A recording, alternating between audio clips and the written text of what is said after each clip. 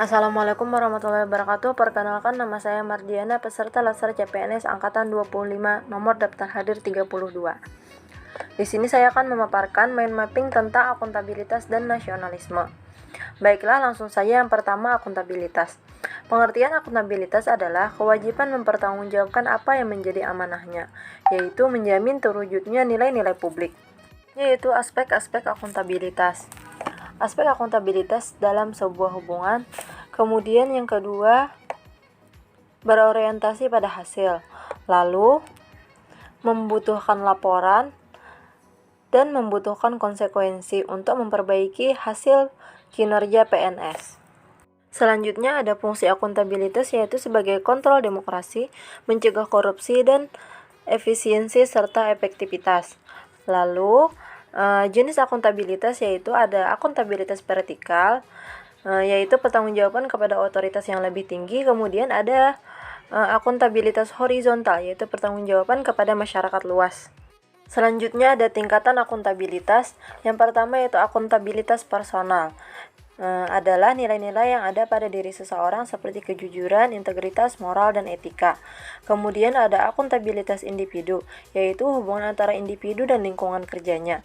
Lalu ada akuntabilitas kelompok, yaitu kinerja berhubungan dengan kinerja sebuah institusi, biasanya dilakukan atas kerjasama kelompok.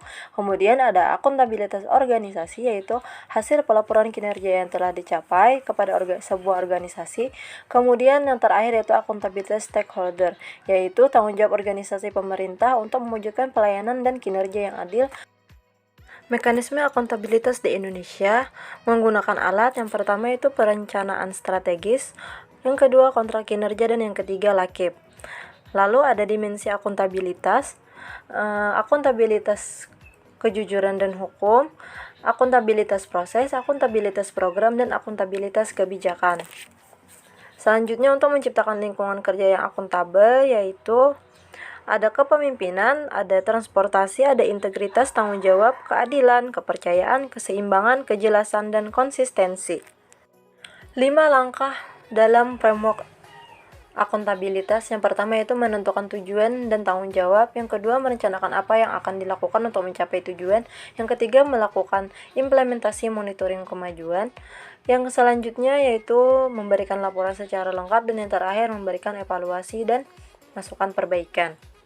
PNS yang akuntabel yaitu yang pertama transparansi, menghindari curang dan korupsi, kemudian tanggung jawab terhadap sumber daya milik negara, lalu berkaitan dengan konflik kepentingan, dan yang terakhir perilaku penggunaan dan penyimpanan data. Next, saya akan melanjutkan ke mind mapping nasionalisme. Makna sempit nasionalisme yaitu meninggikan bangsanya sendiri, tidak menghargai bangsa lain sebagaimana mestinya. Makna luasnya yaitu rasa cinta dan wajar terhadap bangsa dan negara sendiri sekaligus menghormati bangsa lain. Nasionalisme bagi bangsa Indonesia yaitu pandangan atau paham kecintaan manusia Indonesia terhadap bangsa dan tanah airnya yang didasarkan pada nilai-nilai Pancasila. Nilai Pancasila yang pertama yaitu manusia yang beriman dan menghormati dan bekerja sama antar umat beragama dan tidak memaksakan agama kepada orang lain. Lalu sila kedua yaitu pengakuan persamaan derajat, persamaan hak, dan kewajiban antar sesama manusia, yaitu dengan dapat dilakukan dengan saling mencintai sesama manusia, mengembangkan rasa tenggang rasa, tidak semena-mena terhadap orang lain, dan menjunjung tinggi nilai-nilai kemanusiaan. Sila ketiga yaitu tentang semangat gotong royong. Sila keempat yaitu mengutamakan musyawarah dalam mengambil keputusan untuk kepentingan bersama. Musyawarah untuk mufakat diliputi semangat kekeluargaan dengan itikat baik dan rasa tanggung jawab, menerima dan melaksanakan hasil keputusan dan musyawarah. Lalu sila terakhir menjaga keseimbangan antara hak dan kewajiban, menghormati hak-hak orang lain, menjauhi sikap pemerasan, tidak boros, tidak bergaya hidup mewah, dan tidak melakukan perbuatan yang merugikan kepada orang lain.